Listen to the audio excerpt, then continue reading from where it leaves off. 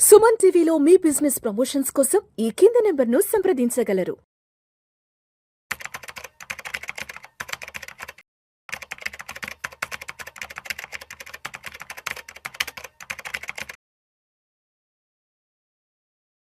గిరిబాబు గారు నమస్తే సార్. నమస్తే అండి.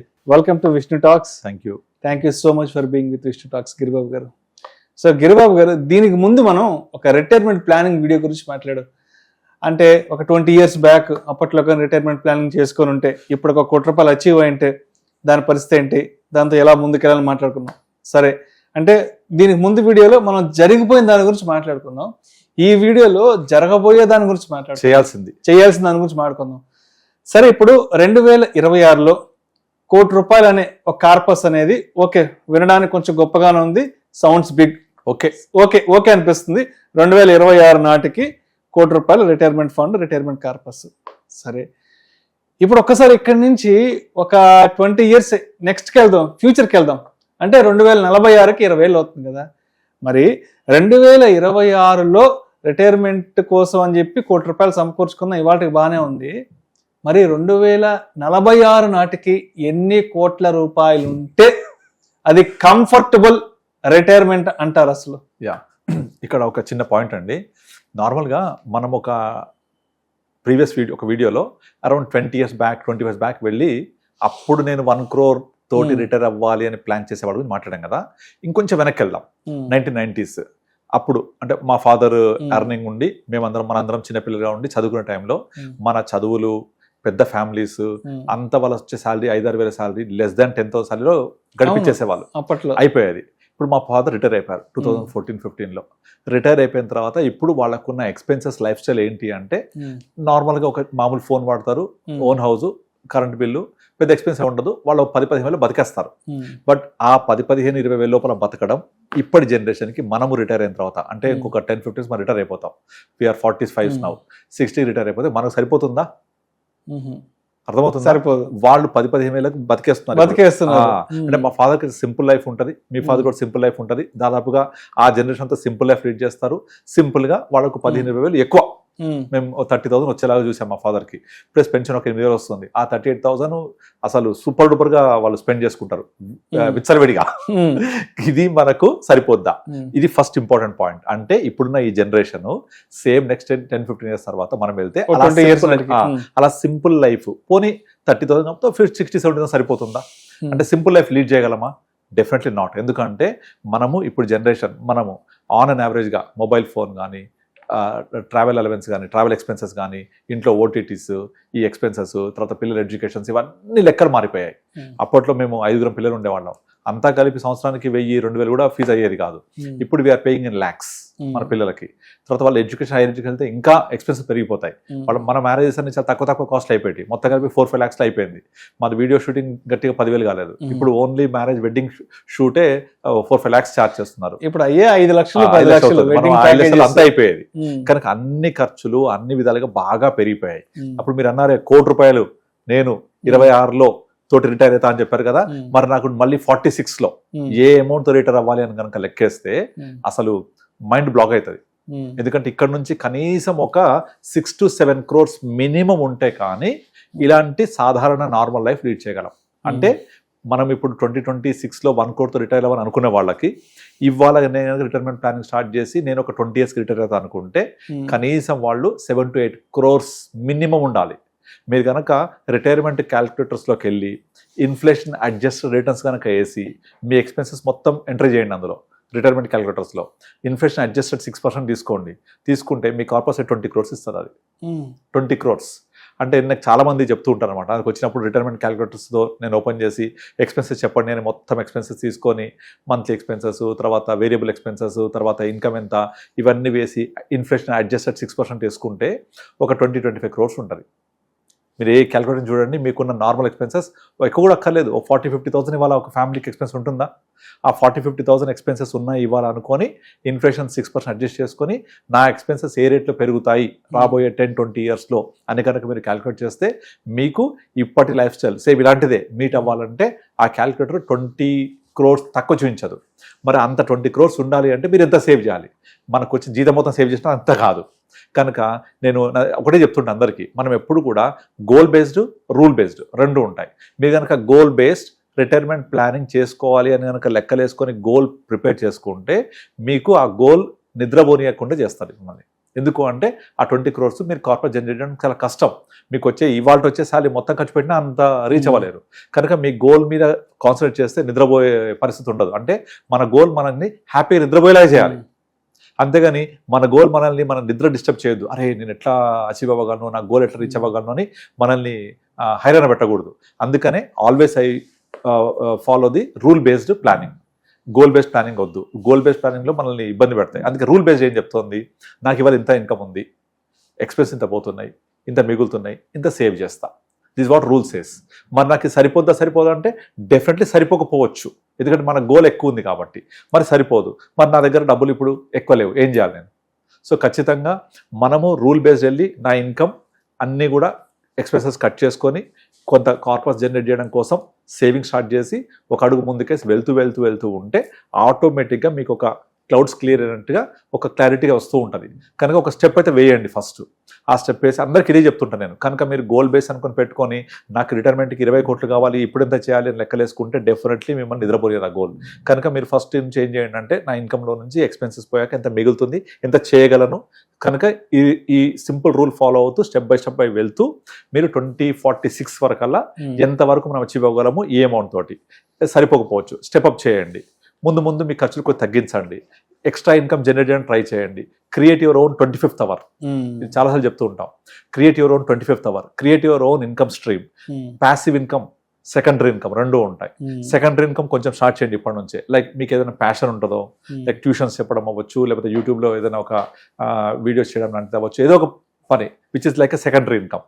ఇదంతా ఇన్వెస్ట్ చేస్తూ పోయి మీరు 2046లో రిటైర్ అయినప్పుడు మీ కార్పస్ ఎంత ప్యాసివ్ ఇన్కమ్ ఇస్తుంది మీకు.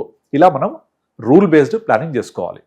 ఆ రూల్ బేస్డ్ ప్లానింగ్ చేసుకున్నప్పుడు నాకు డబ్బులు సరిపోవు అని ఇప్పటి నుంచి బాధపడే బదులు ఈ ఉన్న ఇన్కమ్ని సేవ్ చేస్తూ వెళ్తూ ఒక్కొక్క అడుగు ముందుకేస్తూ కొంచెం ఇన్కమ్ పెంచుకుంటూ యాక్టివ్ లైఫ్ స్టైల్లో యాక్టివ్ ఇన్కమ్ ఉన్నప్పుడే మీరు ప్రాపర్గా ప్లాన్ చేసుకుంటే ప్యాసివ్ ఇన్కమ్ దానంతరదే స్టార్ట్ అవుతుంది. ఎప్పుడైనా సరే మనం వర్క్ చేయాల్సింది మనీ కోసం కాదు. మనం ఏదైతే చేయగలం అది చేస్తూ పోతే money will be the by product. కనుక నేను ఎప్పుడు చెప్తూ ఉంటాను, నార్మల్గా 100 రూపాయలు సంపాదించాలంటే మీరు 60 రూపాయలు మీరు సొంతంగా సంపాదించండి, రిమైనింగ్ 40 రూపీస్ అది దాంతో సంపాదించుకుంటుంది. కనుక ఫస్ట్ క్రోర్కే మీరు కష్టపడాలి, సెకండ్ క్రోర్ దాంట్లో అదే అయిపోతుంది. అందుకనే మీకు మల్టీప్లై క్రోర్స్ తీసుకుంటే మీరు ఒక 6 years 7 years తర్వాత నుంచి ఎవ్రీ ఇయర్ మీకు ఒక్కొక్క క్రోర్ అవ్వడానికి పట్టే టైం తగ్గిపోతూ ఉంటుంది. ఆల్మోస్ట్ 15-16 years తర్వాత ఎవ్రీ 2 years కోసం మనం 1 crore యాడ్ అవుతుంటుంది కార్పస్కి. అంత కాంపౌండ్ వెళ్తూ ఉంటుంది. సో అయితే ఇప్పుడు ఈ వీడియో చూస్తున్న ఆడియన్స్కి ఇంకో డౌట్ వస్తుంది, గిరిబాబు గారు ఎలా ప్లాన్ చేసుకోవాలో చెప్తున్నారు, బట్ ఏ అసెట్ క్లాసుల్లో ఇన్వెస్ట్ చేసుకోవాలో చెప్పట్లేదు గిరిబాబు అంటారు కాబట్టి. ఎస్, సో ఏ అసెట్ క్లాస్ని చూస్ చేసుకోవాలి నెక్స్ట్ 20 yearsకి ఒక కంఫర్టబుల్ జోన్లో ఉండగలిగే ఒక పెద్ద కార్పస్ ని క్రియేట్ చేసుకోవాలి వెల్త్ క్రియేషన్ కి? దీనికి అన్నిటికంటే బెస్ట్ అసెట్ క్లాస్ ఏ అసెట్ క్లాస్ అయితే నాకు ఇన్ఫ్లేషన్ బీటెడ్ రిటర్న్స్ ఇస్తుంది చెక్ చేసుకోవాలి. మీకు ఎఫ్డీస్ ఇన్ఫ్లేషన్ బీట్ చేస్తాయా? డెఫినెట్లీ చేయవు.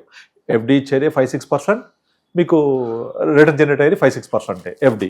దాంట్లో టీడీఎస్ పోయిన తర్వాత ఏం మిగలదు. తర్వాత real estate, no liquidity. Inflation beat చేయడానికి స్కోప్ ఉండొచ్చేమో, కానీ లిక్విడిటీ ఉండాలి. ఇన్సూరెన్స్ పాలసీస్ 5-6% నుంచి ఏది రాదు. ఇంకా మిగిలింది ఏంటి? ఇన్సూరెన్స్, ఎఫ్డీస్, రియల్ ఎస్టేట్ పోతే గోల్డ్ సిల్వర్ అనేది మనం అసలు టచ్ చేయని పరిస్థితికి వెళ్ళిపోయింది అది. ఇక insurance, real estate, FD, metal తీసేసిన తర్వాత మిగిలింది ఒకే ఒకటి equity class, equity asset class. ఈ ఈక్విటీ అసెట్ క్లాస్ అనేది అన్నిటికంటే super best class which gives you inflated beater returns. ఒక నార్మల్ ఏమి తెలియని వ్యక్తి కూడా ఒక ఇండెక్స్ ఫండ్ లో పెడితే మీకు 10-12% రిటర్న్ జనరేట్ చేయొచ్చు, which is double than your inflation. కనుక అన్నిటికంటే the best asset class is going to be equity. And ఇంకొకటి, మనం ఇండియా గురించి చాలా వింటున్నాం, India growth story, Viksit Bharat 2047, తర్వాత ఇండియా ఎకానమీ ఎంత పెరగబోతోంది, ఇండియా బై 2030 కల్లా 10 trillion జీడిపి రీచ్ అవ్వబోతున్నాం, 2047కి 50 trillion టార్గెట్ పెట్టుకున్నాం. ఇవన్నీ కూడా ఎకానమీకి అసైన్ అయ్యి ఉంటాయి.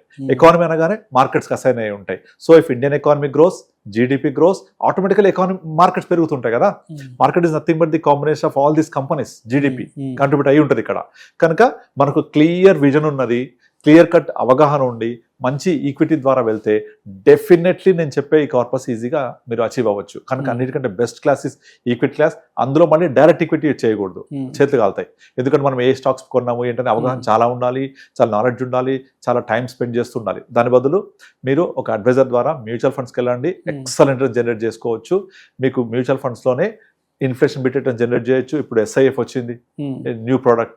SIF plus mutual fund is a fantastic combination. మేము రెగ్యులర్గా చేస్తున్నాం అందరికీ. సో మీకు ఓవర్ పీరియడ్ ఆఫ్ టైం మీరు ఊహించినంత వెల్త్ క్రియేట్ అవుతుంది. ఇప్పుడు మనం చెప్తున్న 20 crores కాకపోయినా అట్లీస్ట్ మీరు రూల్ బేస్డ్ ప్లానింగ్ వెళ్ళి ఇన్కమ్లో నుంచి ఎక్స్పెన్సెస్ తగ్గించుకొని మీరు యాడ్ చేసుకుంటూ వెళ్తే బై 2046 వరకల్లా definitely more than 8 to 10 crores కార్పస్తో రిటైర్ అవ్వగలిగితే ఆ టైంకి ఈజీగా ఇవాళ ₹1,00,000 అనేది మినిమం ఖర్చు అనుకుంటే 20 yearsలో అది 4-5 lakhs అవుతుంది. 5 times తీసుకుంటున్నాను. ఆ 5 lakhs రావాలంటే మీ కార్పస్ 8 to 10 crores ఉంటే సరిపోతుంది. ఈజీగా ఇలా అచీవ్ అయిపోవచ్చు. సో అన్నిటికంటే బెస్ట్ అసలు క్లాస్. నేను రీసెంట్గా రామ్దేవ్ అగర్వాల్ గారిది ఒక సెషన్ అటెండ్ అయ్యాను. ఆయన హైదరాబాద్కి వచ్చినప్పుడు తను ఒక స్లైడ్ ఒకటి ప్రజెంటేషన్లో ఇచ్చారనమాట. చాలా బాగా అనిపించింది. మీరు కనుక ఒక 300-200 years బ్యాక్ వెళ్తే రిచ్నెస్ అనేది మొత్తం ల్యాండ్లో ఉండేది, తర్వాత గోల్డ్లో ఉండేది. మనం రాజుల కాలంలో ఇట్లా రాజుగారు తీసి చైన్లు ఇచ్చేస్తుంటారు కదా, మణులు మాణిక్యాలు రత్నాలు అని చెప్తుంటారు కదా, అదంతా రియల్ ఎస్టేట్ ల్యాండ్ ఇదంతా జమానా పోయి రియల్ ఎస్టేట్ బ్యాంక్ బ్యాలెన్స్కి వచ్చింది. అదంతా 1960s, 70s, 80s, 90s అయిపోయింది. ఇక 80s, 90s తర్వాత మొత్తం అంతా కూడా పేపర్ అసెట్స్, ఫినాన్షియల్ అసెట్స్ లో వెల్త్ క్రియేషన్ లో మల్టీఫోల్డ్ ఇన్ఫ్లేషన్ బిట్ రిటర్న్స్ ఇవన్నీ వచ్చాయి. అంటే real estate, bank balance, gold, silver, land bank ఇవన్నీ అయిపోయిన తర్వాత అంతా పేపర్ అసెట్సే. ఫర్ ఎగ్జాంపుల్ ఇప్పుడు ప్రపంచంలోనే రిచెస్ట్ పర్సన్ ఎవరు? Elon Musk. ఆయన ఎంత ట్యాక్స్ కడతారు తెలుసా? సంవత్సరానికి 1,00,000 కోట్ల ట్యాక్స్ కడతాడు ఆయన. 1,00,000 కోట్లు. 1,00,000 కోట్లు అంటే మన తెలంగాణ బడ్జెట్ కూడా ఉండదు, కంటే హాఫ్ అనమాట. India budget 50 lakh crores. So తను ఎంత కార్పస్ ఉంటే ఎంత కట్టాలి? ఇదంతా పేపర్ అసెట్సే. ఇదంతా జనరేట్ అయింది ఒక లాస్ట్ 2-3 decades లోనే మొత్తం. అంటే ఒక వ్యక్తి కాలంలో మీరు ప్రపంచంలో ఉన్న సగం కంట్రీస్ యొక్క మొత్తం GDP is less than Elon Musk net worth. కనుక అంత ట్యాక్స్ కడుతున్నాడు. ఇదంతా కూడా పేపర్ అసెట్స్. ఇదంతా ఓవర్ నైట్ అతని షేర్స్ పెరగడం వల్ల వచ్చినాయి, ఓవర్ నైట్ షేర్స్ పడిపోతే తగ్గిపోతుంది, ఇదంతా నడుస్తుంటుంది. కనుక ఇప్పుడు అన్నిటికంటే ఈ జనరేషన్లో మనం 21st centuryలో asset class is completely into equity oriented, completely into economy oriented, completely into GDP oriented. Economy markets పెరుగుతూ ఉంటే మన అసెట్ క్లాస్ పెరుగుతూ ఉంటుంది. రెండోది, ఒకప్పుడు మన ఉమ్మడి కుటుంబాలు ఉండేవి, ఒకళ్ళు పని చేయకపోయినా మిగతా వాళ్ళు చూసుకునే వాళ్ళు, ఒక ఉమ్మడి ఆస్తులు ఉండేవి, అదంతా పోయింది. న్యూక్లియర్ ఫ్యామిలీస్, నేను నా వైఫ్ మేమిద్దరం అనుభవించడానికి ఎంత ఉంది, మిగిలింది మా పిల్లలకి, వాళ్ళకి కావాల్సిన సెటిల్మెంట్ చేశాను లేదా, సింపుల్ ఇంతే. ఇక అంతేగాని ఒక పెద్ద లెగసీ సృష్టించాలి, పెద్ద అసెట్స్ సృష్టించాలి, మా ఖాందాన్ ఇట్లా ఉండాలి, అది ఎవరు అనుకోవట్లేదు ఇప్పుడు. ఎందుకంటే అంత థింకింగ్ లేదు. ఫర్ ఎగ్జాంపుల్ మనం 20 years బ్యాక్ సమ్మర్ హాలిడేస్ లేకపోతే దసరా హాలిడేస్కి వస్తే మా అత్త వాళ్ళ ఇంటికి, అమ్మ వాళ్ళ ఇంటికి ఫోన్ చేయకుండా వెళ్ళిపోయేవాళ్ళం. అవునా? ఇవాళ వెళ్ళగలుగుతారా ఎవరైనా? ఫోన్ చేయకుండా వెళ్ళి ఒక వారం 10 రోజులు జస్ట్ లగేజ్ పట్టుకుని వెళ్ళిపోయి దిగిపోయా, వచ్చాను, హాయ్ సమ్మర్ హాలిడేస్కి వచ్చానని అనగలుగుతారా? ఇంపాసిబుల్. ఎందుకంటే ఎవరి ప్లాన్స్ వాళ్ళకు వచ్చేసాయి, ఎవరి ఐడియాస్ వాళ్ళకి వచ్చేసాయి. ఫోన్ చేయకుండా, ఇంటిమేషన్ లేకుండా, ఎవరింటికి పోయే దసరా దివాళీకి వెళ్ళి అలా ఉత్తగా వెళ్ళి. మేము చిన్నప్పుడు మాకు ఎవ్రీ ఇయర్ దసరా దివాళీ వచ్చిందంటే ఖచ్చితంగా ఇల్లందు, భద్రాచలం, ఎర్రబస్సకి ఉండదు. హ్యాపీగా వాళ్ళ ఇంట్లో 10 రోజులు ఉండేవాళ్ళం, సరిపడా బట్టలు తీసుకెళ్ళిపోయేవాళ్ళం, మళ్ళీ 10 రోజులు వచ్చేవాళ్ళం. కమ్యూనికేషన్ ఉండదు వెళ్ళడానికి ముందు, ఇంకా అసలు ఫోన్స్ ఉండేవి కాదు. ఈ రోజు జస్ట్ ఒక ఫ్రెండ్ ని కలవాలన్నా కూడా 1-2 days ముందు ఫోన్ చేసి అతని షెడ్యూల్ ఫ్రీగా ఉన్నాడా లేదా, సిస్టర్ బ్రదర్ ఇంటికి వెళ్ళాలన్నా కూడా వితౌట్ ఫోన్, వితౌట్ ఇంటిమేషన్ వెళ్ళి ఉండే పరిస్థితి లేదు. పెళ్లిళ్ళు కూడా 1 రోజు 2 రోజులు మించి అవ్వట్లేదు. సో ఇవన్నీ న్యూక్లియర్ ఫ్యామిలీస్ అయిపోయినాయి. కనుక నేను, నా వైఫ్, నా పిల్లలు బ్రతకడానికి కావాల్సిన కార్పస్ ఎంత ఉంది, ఈ కార్పస్ నాకు ఒక ఇండిపెండెంట్, ఫినాన్షియల్ ఇండిపెండెంట్ లైఫ్ ఇస్తుందా ఇవ్వదా, నా తదనంతరం నా పిల్లలకి ఇంతే సింపుల్.